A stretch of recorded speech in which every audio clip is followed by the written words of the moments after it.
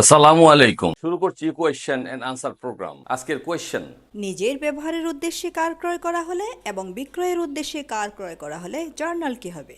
নিজের ব্যবহারের উদ্দেশ্যে কার ক্রয় করা হলে সেই কার্ডটা আমার কাছে আসবে সম্পত্তি হিসাবে। সুতরাং সম্পত্তি বৃদ্ধি হলে যেহেতু ডেবিট হয়, কার ডেবিট এবং ক্যাশ অথবা ব্যাংক অ্যাকাউন্ট ক্রেডিট। আর আমি যদি বিক্রয়ের উদ্দেশ্যে কার ক্রয় করে থাকি তাহলে সেই কার্ডটা আমি ব্যবহার করব না, আমি আমার বিক্রয়ের শোরুমে রেখে দেব এবং সেখান থেকে ক্লায়েন্ট আসলে তাকে বিক্রয় করব। এক্ষেত্রে সেই কার ক্রয়টা আমার জন্য সাধারণ ক্রয় বা পারচেজ হিসাবে গণ্য হবে। জার্নাল হবে purchase debit, cash or bank account credit.